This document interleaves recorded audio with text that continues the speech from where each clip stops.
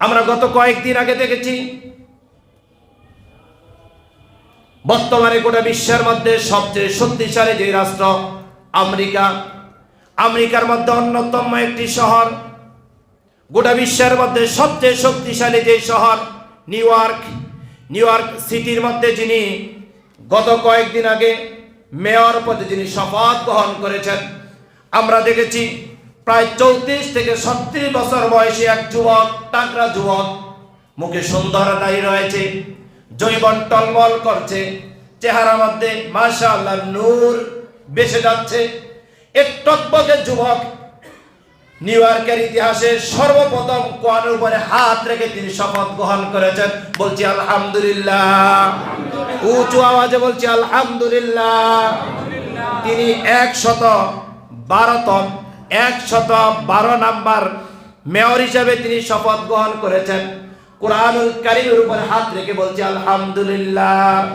যেটা আমেরিকার ইতিহাসে, নিউ ইয়র্ক সিটির ইতিহাসে এই 112 জন মেয়র চলে গিয়েছে। তারা এই সাহস, এই চিন্তা, এই গবেষণা কখনো করতে পারে নাই। কিন্তু ইতিহাস রেখেছেন জোহরান মামদানি নামে এক যুবক, টকবকে যুবক জোহরান মামদানি, 34 থেকে 36 বছরের টকবকে যুবক, আল কোরআনুল কারীমের হাত রেখে তিনি শপথ গ্রহণ করেছেন। বলছি আলহামদুলিল্লাহ। এটি মুসলমানদের একটি আনন্দের খবর, এটি মুসলমানদের একটি বিশ্বাসের খবর, এটি মুসলমানদের আস্থার খবর।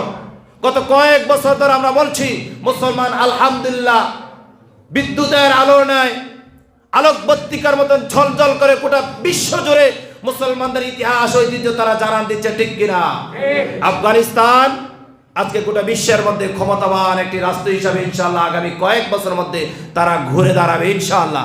বলছি ইনশাআল্লাহ, উচ্চ আওয়াজে বলছি ইনশাআল্লাহ। যে তালিবানদেরকে ধ্বংস করার জন্য পৃথিবীর এমন কোন রাষ্ট্র নাই যেখানে তারা তাদের পেশি শক্তি দেখায় নাই। যে তালিবানদের এমন কোন ঘর নাই যে ঘরকে তারা তছনছ করে দেয় নাই।